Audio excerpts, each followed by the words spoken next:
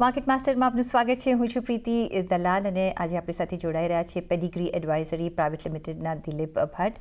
દિલીપભાઈ, ઘણો સ્વાગત છે આપનું CNBC બજારમાં. અને આપણી માર્કેટની મૂવમેન્ટને તો આપણે ટ્રેક કરી જ રહ્યા છે. જે રીતના ગ્લોબલ જે ફ્રન્ટ પરથી જે ન્યૂઝ આવે છે, સાથે જે મેક્રો નંબર્સ આપણા ડોમેસ્ટિકલી જે છે ખાસા પાવરફુલ છે, જેને લીધે આપણે વોલેટિલિટી જોઈ છે, પણ એટલી પણ વોલેટિલિટી આપણે એક્સપિરિયન્સ નથી કરી, કારણ કે માર્કેટ આપણા સક્ષમ છે. રિઝલ્ટ સિઝન જે રીતના પેન આઉટ થઈ રહી છે, એનું રિએક્શન પણ અત્યારના માર્કેટ આપી રહ્યું છે. કઈ રીતના તમે જોઈ રહ્યા છો આ બધા જ પરિબળો પ્લસ આપણા મેક્રો અને જે સ્ટ્રેન્થ છે, કઈ રીતના માર્કેટને સંભાળી રહ્યા છે અત્યારના? Thank you so much for inviting me. મને લાગે છે કે જે રિઝલ્ટ સિઝન જે ચાલુ થઈ ગયું છે હમણાં, એમાં તમે જોશો I think about 13 to 14 result આવેલા છે. એમાંથી only 2 results have been about પાર. બીજા બધા આઈ થિંક ઇનલાઇન છે કે બિલો પાર છે કે મિક્સ્ડ છે.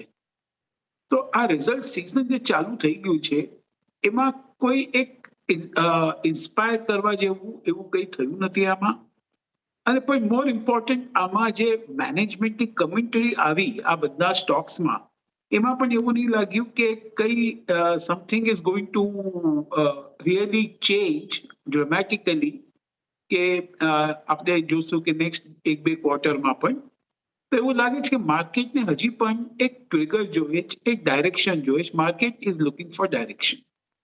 અને જેવી રીતે જે હમણાં વેલ્યુ, જેવી રીતે માર્કેટ જે પરિસ્થિતિમાં છે, જે લેવલમાં છે, એમાં કોઈ ડાઉટ નથી કે over it looks it is trading in a very expensive zone. તો અહીંયાથી એક કમ્ફર્ટ આવે એવું લાગતું નથી. મને લાગે છે one should weight and watch. There can be a time wise correction. અહીંયાથી એક વધારે પડતું ઘટી જાય એવું નથી લાગતું, બીકોઝ ડોમેસ્ટિક ફ્લોઝ બહુ સ્ટ્રોંગ છે. પણ એને રિક્વાયર્ડ એફઆઈ નું સપોર્ટ મળતું નથી. એફઆઈ નું સપોર્ટ ઇઝ વેરી ચેકર્ડ. કોઈક દિવસ બાઇંગ આવે પણ વધારે પડતું એ લોકો સેલિંગ જ દેખાય છે. પોસિબલી એ લોકો કઈ આઈપીઓઝમાં અને ક્યુઆઈપીઝમાં પાર્ટિસિપેટ વધારે કરે છે, પણ સેકન્ડરી માર્કેટમાં definitely they are not bias. અને ઓવરઓલ પણ તમે ઓન એન ઓવરઓલ બેસિસ પણ તમે જોશો તો Indian markets have underperformed most of the markets, big markets world over. So, without any doubt, one should wait and watch. One did not be in a hurry to buy and commit in this market. So તમે કહ્યું કે એક બાજુ Indian markets have not performed, બીજી બાજુ આપણા markets expensive side પર છે, અને એક્સપેન્સિવ સાઇડ પર ઓલવેઝ રહ્યા છે, because that is the nature of our market. પણ જે ટ્રિગર પોઈન્ટ જે જોઈએ છે હવે, એ કોણ આપી શકે છે? જે અત્યારના આપણે વોટ વી કેન સી, શું એક રિઝલ્ટ સિઝન આપી શકે છે? કારણ કે અત્યાર સુધી આપણે એક મિક્સ બેગ ઓફ નંબર્સ જ જોયા છે. મે બી આગળ જતાં કમેન્ટ્રી મે બી તમને એક ગાઈડ કરી શકે કે we'll have to wait for one more quarter કે ક્લેરિટી કેવી રીતે આવે છે, અને પછી આપણે માર્કેટ વિલ મૂવ. તમને કયા પરિબળો લાગે છે કે માર્કેટને મૂવ કરી શકે છે? જેવી રીતે તમે કીધું કે રિઝલ્ટ સિઝન ચાલુ જેવી રીતે થઈ ગયું છે, ઇટ્સ અ મિક્સ્ડ બેગ. અને તમે નિફ્ટી ઇપીએસ ગ્રોથ, જે when we started this year, Nifty EPS ગ્રોથની એક્સપેક્ટેશન હતી કે it will grow by about 10 to 12%. મને લાગે post this quarter possibly and over next 1 or 2 quarters એવું લાગે છે કે એને ડાઉનગ્રેડ કરવામાં આવશે. તો નિફ્ટી ઇપીએસ ગ્રોથ જો અલ્ટિમેટલી 7 to 8% થઈ ગયું, તો મને લાગે સર્ટનલી એવરીબડી, બધાને એવું જ લાગે છે કે market is not cheap. It is not great time to invest.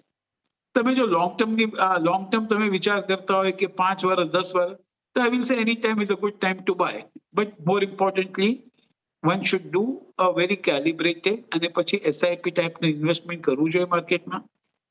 પણ ક્યાંથી સપોર્ટ આવશે મને લાગે છે, એક તો છે કે એફઆઈ નું પોઝિશન, શોર્ટ પોઝિશન ઘણું હાઈ છે. ના ફોર સમ રીઝન કઈ ટ્રેડ ડીલ થઈ ગઈ યુએસ સાથે અને એમાં ફેવરેબલ કઈ આવી ગયું, તો આ શોર્ટ કવરિંગમાં itself market can give a good momentum. પણ આ ટ્રેડ ડીલનું ક્લેરિટી આવવાની બહુ જરૂરી છે બીકોઝ બીજા બધા કન્ટ્રીઝોએ ઘણા બધા કન્ટ્રીઝોએ સાઇન કરી લીધી છે. We are still awaiting, and hopefully, I think it will turn out to be good for India when they finally sign this tariff agreement. તો આ એક ડાયરેક્શન આપી શકે. અને સેકન્ડ થિંગ ઇઝ મને એવું લાગે છે કે રૂરલ કન્ઝમ્પશનને ડેફિનેટલી ઇમ્પ્રુવમેન્ટ ત્યાં થઈ રહ્યું છે, પણ અર્બન કન્ઝમ્પશન કદાચ it is still not picking up, it has slowed down. અને તમે હજી એક પેરામીટર જોશો, automobile sales for this quarter has been the slowest since last about 3 years. That's what I understand. અને ઓટોમોબાઈલ એક એવી sector છે જેમાં ટ્રીમેન્ડસ મલ્ટીપ્લાયર ઇમ્પેક્ટ આવે છે across the sectors, across the economy. તો આ જે મ્યુટેડ હોય તો once again markets will still look for direction.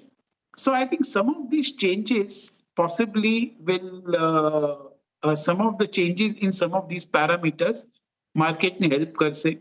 Either a big capex, big infra spend. Government once again has to step up spending. જે એમાં એ લોકોનું કન્સ્ટ્રેન્ટ છે, looking at the fiscal deficit and the tax collection numbers, એવું લાગે છે એ લોકો વધારે spend કરશે એવું એક્સપેક્ટેશન નહીં રખાય, because they are managing their deficits very well and government is doing its best. તો ઓવરઓલ માર્કેટ્સને ડાયરેક્શન, I mean ટ્રિગર પોઈન્ટમાં on all these parameters જો ચેન્જ આવ્યું તો મને લાગે છે કદાચ markets can start building further confidence for it to move ahead. Of course એફઆઈએસની મૂવમેન્ટ એટલી બધી ક્લિયર નથી રહી, અને જે તમે કહ્યું કે જે કરી રહ્યા છે પ્રાઇમરી માર્કેટમાં કરી રહ્યા છે, રાઈટ. પણ જે લિક્વિડ ફ્લો જે ડોમેસ્ટિકલી આવી રહ્યો છે એ રોબસ્ટ છે ને, હજી અહીંયા આપણે કોઈ અહીંયા સ્લોડાઉન નથી જોઈ રહ્યા. કઈ રીતના એઝ અ રિટેલ ઇન્વેસ્ટર આપણી ઇન્વેસ્ટિંગ સ્ટ્રેટેજી હવે રાખવી જોઈએ? બિકોઝ જે રિટર્ન્સ છે એ આપણને ઇક્વિટી માર્કેટથી જ મળશે, બિકોઝ અહીંયા ડેટ માર્કેટમાં પણ અત્યારના જેવી રીતે interest rates are going down, ત્યાંથી પણ આપણને ઓછા જ રિટર્ન્સ મળશે. કઈ રીતના આ સિચ્યુએશનને આપણે બેસ્ટ યુઝ કરી શકીએ ફોર ધ ઇન્વેસ્ટિંગ પર્પઝ? તો મને લાગે છે રિટેલ ઇન્વેસ્ટરને હજી પણ I think by and large જે કોઈ મ્યુચ્યુઅલ ફંડમાં ઇન્વેસ્ટ કરે છે, I think the SIP accounts, the SIP number is going up, the number of accounts and even amount wise. તો મને લાગે that of course is the right strategy to do. અને જે પોતે મ્યુચ્યુઅલ ફંડમાં નથી નાખતા અને પોતે કરે છે તો મને લાગે છે it has to be completely pick and choose, because by and large investors I think if they have a general approach તો એવું નહીં ચાલશે, they'll have to go pick and choose, take a proper advice. પણ અહીંયાથી કઈ rush કરીને કે by કરવા જેવું એવું નહીં કરવું જોઈએ. They should wait and watch. થોડું કેશ સાથમાં રાખીને જ ચાલવું જોઈએ, બીકોઝ માર્કેટ્સ આર સચ અ સ્ટેજ કે કંઈ પણ any event can just spook of some kind of corrections. તો પણ એવું લાગતું નથી કે કરેક્શન આવે તો પણ વધારે પડતું આવશે. But overall, I think the retail investor has to be a little more cautious as compared to the confidence and the exuberance which they have shown in the past in terms of buying. જી. સો હા, તો દિલીપભાઈ, કઈ રીતના તમે માર્કેટમાં અત્યારના કયા sectors તમને ગમે છે જ્યાં વેલ્યુએશન વાઇઝ થોડુંક કમ્ફર્ટેબલ લાગે છે, જ્યાં સ્ટોક સ્ટ્રેન્થ વાઇઝ તમને લાગે છે કે યસ અહીંયા જોઈ શકાય? તમે કહ્યું કે એક ટાઈમ કરેક્શન પણ હવે આપણે કદાચ જોવા મળે, પણ જેટલી ડીપ કરેક્શન અહીંયા નહીં જોવા મળે. આ બધા જ ધ્યાનમાં રાખતા આપણે કયા સેક્ટર્સ તમને અત્યારના પ્રિફર્ડ લાગે છે ટુ ઇન્વેસ્ટ ઇન? ફાર્મા એક સેક્ટર છે, એમાં લાગે છે કે overall growth should be good, અને most of the pharma companies have become, એટલે એ લોકો સાઇઝમાં બહુ મોટા થઈ ગયા છે. So now they are able to weather couple of storms by way of say USFDA inspection હોય, એ ક્યાંથી બીજું કંઈ આવી જાય. તો એક ફાર્મા સેક્ટર એવું લાગે છે કે they are better placed in the coming times, and in spite and despite કે ટેરિફમાં જે કંઈ થાય વિથ યુએસ, આ એક સેક્ટર એવું લાગે છે કે demand will continue to be there for them. અને ઇટ ઇઝ નોટ નાઉ બધા ટોપ કંપનીઝ, ઇન્ડિયન કંપનીઝનું સ્ટ્રેટેજી પણ એવું છે, other than USA, which is the rest of the world and more so in Europe. તો ઘણા બધા લોકો યુરોપમાં કોન્સન્ટ્રેટ કરી રહ્યા છે, લાઈક આઈ વિલ સે દિવીઝ લેબોરેટરી ખાસ કરીને. તો this strategy of de-risking from US and looking elsewhere will help the pharma companies significantly in the times to come. તો ફાર્મા સેક્ટર એક લાગે છે કે જોવા જેવું લાગે છે અમને. પછી હું કહીશ કે power sector will continue to B in demand, both the conventional power and the non-conventional power, the renewable energy, એમાં પણ લાગે છે કે સારું રહેશે. ડિફેન્સ એક સેક્ટર છે જ્યાં વેલ્યુએશન્સ આર એક્સપેન્સિવ, પણ આપણે જોયા છે કે the valuations are expensive based on the return ratios, the P's and all.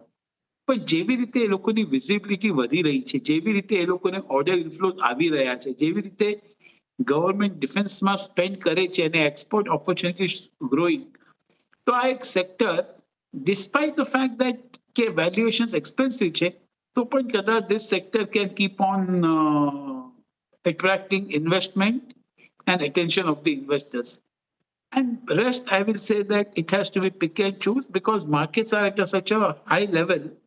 એક સેક્ટરની જગ્યા એક થોડું ઘણું સ્ટોક સ્પેસિફિક આઈડિયાઝમાં પોતપોતાની રીતે ઇન્વેસ્ટ કરવું જોઈએ. બીજું જે એક એક એરિયા છે new age businesses which are now not that new. They have been listed, they have seen lots of ups and downs, અને હવે આ વખતના ક્વાર્ટરમાં આપણે જોઈ રહ્યા છીએ કે એક સારું પરફોર્મન્સ બતાવી રહ્યા છે. ધ ક્લાસિક એક્ઝામ્પલ બિંગ જે પેટીએમ લોસમાંથી પ્રોફિટમાં આવી છે, નાયકા ઇઝ શોઈંગ સાઇન્સ. આ જે ગ્રુપ ઓફ બિઝનેસ છે જે મે બી કોવિડથી આપણે જોઈ રહ્યા છીએ કે એસ્ટાબ્લિશ કરવાની કોશિશ કરી રહ્યા હતા, કોઈ આ એરિયામાં તમને કોઈ ગમે થીમ્સ જે આપણે અહીંયા નજર રાખી શકીએ? મને લાગે છે new age business gradually are finding comfort in showing a path to profitability. તો મને લાગે છે આ બધા ગ્રેજ્યુઅલી આ બધામાં વિઝિબિલિટી બહુ સારી થઈ ગઈ છે. અને નોટ ટુ ફરગેટ, આ બધા કંપનીઝમાં cash in the books is very strong, whether it is Eternal, erstwhile Zomato, or whether it is Paytm or whether it is Nykaa, બધામાં cash is very strong. But આપણે આ બિલકુલ ભૂલી નહીં શકાય કે આ બધા stocks from the platform stocks, without any doubt they are very very expensive. એને કેવી રીતે વેલ્યુએશન કરવાનું અમને પણ બહુ ચેલેન્જિંગ લાગે છે. પણ એવું લાગે છે કે in times to come they will do significantly better. અને if they stop burning cash and if they come back to profits, which is what it looks like with the results which they have shown, so mane lage the P will keep on, I mean the stocks will keep on going higher. Bhale enu P to amna to nahi જ ગણાય, it will be valued in a different way. But આ એક પ્લેટફોર્મનું stock despite being expensive લાગે છે કે એની demand સારી રહેશે and people will still try to invest in these stocks. Sir, બીજો જે આપણે અત્યારના જે ડોમેસ્ટિક ફેસિંગ કાઉન્ટર્સ પર પણ ધ્યાન રાખી રહ્યા છે, કારણ કે અહીંયા આપણે જે આપણી સામે છે ને આપણે જે યુઝ કરીએ છીએ એમાં આપણે હવે જોઈશું કે કદાચ વધારો આવી શકે છે because of the festive season, extra cache in hands of the consumer. કઈ રીતના તમે જોશો અહીંયા, ક્યાં તમે પહેલાં નજર રાખશો? બિકોઝ વી ડોન્ટ નો કે સાયકોલોજી ઓફ ધ સ્પેન્ડર કે ક્યાં સ્પેન્ડ કરશે જ્યારે એક્સ્ટ્રા કેશ આવશે. તો તમને શું લાગે છે કે કયા વર્ટિકલ્સમાં તમે અપમૂવ આપણે જોઈ શકવાની આશા રાખી શકીએ? તો હું એમ કહું કે આમાં છે ને બે ત્રણ વસ્તુ ધ્યાનમાં રાખવા જેવી છે. એક તો જો as per the pay commission, if the government workers, if the government employees and the pensioners, હમણાં જે વાત ચાલી રહી છે કે એ લોકોને વધારે પડતું મળી જશે and some of the allowances also will go up. So I think આ એક ડેફિનેટલી કોન્ટ્રીબ્યુટ કરશે to increase of the discretionary spending. તો આ ડિસ્ક્રિશનરી સ્પેન્ડિંગમાં આપણે જોઈ રહ્યા છે કદાચ વ્હાઇટ ગુડ્સમાં આવી શકે, મને લાગે છે ઇવન ઓટોમોબાઈલ્સમાં આવી શકે, એન્ડ વિધાઉટ એની ડાઉટ આ એફએમસીજીમાં તો આવશે. આ બધામાંથી લાગે છે કે એફએમસીજી એક સેક્ટર છે જ્યાં રૂરલ કન્ઝમ્પશન ઓલરેડી પિકઅપ બહુ સારી રીતે થઈ ગયું છે, પણ urban consumption is still lagging behind. અને આ જે આવું કંઈ થઈ ગયું plus a good monsoon. So I think overall consumption levels will go up. અને જેવી રીતે ઇન્ફ્લેશન પણ એકદમ સોબર થઈ ગયું છે, ઇટ ઇઝ કમિંગ ડાઉન. તો આ FMCG companies over next 3 to 4 ક્વાર્ટર્સમાં એક સારી મોમેન્ટમ આવી શકે. બટ વન્સ અગેન ધ કેવિએટ એમ જ છે કે એક પણ સ્ટોકમાં એમાં આપણે જોશો valuation wise it is expensive without any doubt. પણ અહીંયાથી મોમેન્ટમ આવી શકે, બિલકુલ આવી શકે ઓવર નેક્સ્ટ 3 to 4 ક્વાર્ટર્સ એવું લાગે છે. સો આ એક સેક્ટરમાં ધ્યાન આપવું જોઈએ. And the second thing is the white goods segment, especially the ACs, where the short summer ના લીધે એ લોકોની એટલી ડિમાન્ડ આવ્યું નહીં અને ઘણા બધા સારી રીતે કરેક્ટ થઈ ગયા, વોલ્યુમ્સ બહુ સોબર થઈ ગયું છે. તો મને લાગે છે આ એક સેક્ટરમાં પણ one can get a reasonable good momentum over next 3 to 4 quarters. So I think discretionary spending માં આ બંનેને જોવું જોઈએ. અને એના on the back of it જે ક્રેડિટ ગ્રોથ જે મ્યુટેડ છે હજી સુધી for the banking sector, that can pick up. And RBI has clamped down, of course, on the unsecured loans to the individuals. So I think this discretionary spending will help the banking sector, the NBFCs also. So from this angle, these three sectors merit a look. કન્ટિન્યુએશનમાં real estate sector, realty sector તમને કઈ રીતના જુઓ છો, અને એના supporting sectors like metals or cement sector કઈ રીતના જોઈ રહ્યા છો? કારણ કે અહીંયા ઘણું બધું ઇન્ફ્રા તો બિલ્ડઅપ થઈ રહ્યું છે, પણ જે the way reality sector is going up અને જેની ડિમાન્ડ હજી પણ રહી છે, તો અહીંયા નજર રાખવી જોઈએ. તો રિયલ એસ્ટેટમાં હું કહું કે last 3-4 years had been the best years for them. Yeah, Chene, the low cost housing has not done as well as the premium housing.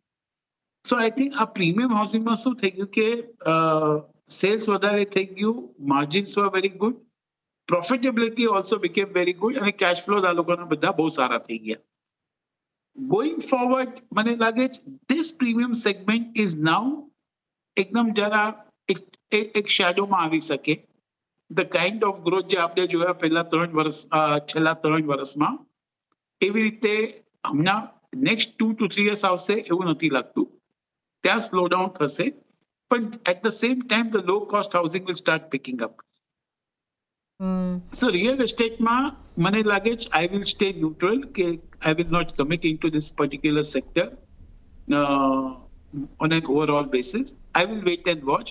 But આ એક sector છે જ્યાં even if you hold on, you will not lose money. I think it's a good to hold on rather than to buy. Okay, so hold on કરો, નવી ખરીદી નહીં કરવી જોઈએ. પણ દિલીપભાઈ, આપણે અગર જોઈએ તો એક છે લો કોસ્ટ અને પછી છે લક્ઝરી હાઉસિંગ. વચ્ચે મિડ કોસ્ટમાં તો આપણે કોઈ સેગમેન્ટમાં અત્યારના મુવમેન્ટ જોઈએ જ નથી રહ્યા. જો આપણે મુંબઈ જેવા શહેરમાં રહેતા હોઈએ કે ટિયર 1 સિટીઝમાં આપણે જોતા હોઈએ, શું આ એક ડિસ્પેરિટી તમને લાગે છે કે આગળ જતાં પણ રહેશે? મને લાગે છે આ ડિસ્પેરિટી છે ને, it has been there for some time and possibly આ કન્ટિન્યુ થશે. વચમાં થોડું ઘણું બ્લિપ આવી શકે વેર this the sector, the class between the extreme luxury and the low cost can do well. But by and large, મને લાગે જેવી રીતે જે મિડલ ક્લાસનું જે કન્ડિશન છે હમણાં, કે they are, the way the data is coming out, they are over leveraged, saving rates have dropped. So a little bit of purchasing power જે એના હાથમાં આવી જાય, so instead of real estate, I think as what I said, some other discretionary spending will happen. So એવું લાગે છે કે that segment will still not show a consistency in terms of the growth. That's what I think. સો એના લીધે કે real એસ્ટેટમાં વધારે પડતું positive impact આવશે એવું અમને નથી લાગતું. જી સર, ઓન દેટ નોટ દિલીપભાઈ, રજા લેવાનો સમય થઈ ગયો છે. આપનો ઘણો આભાર અમારી સાથે આજે જોડાવા બદલ અને આપના વેલ્યુબલ વ્યૂઝ અમારી સાથે શેર કરવા બદલ sir. Always a pleasure. Thank you. Thank you sir. અને સાથે જ મને પણ આપશો રજા. જોડાયેલા રહેજો CNBC બજાર સાથે. નમસ્કાર.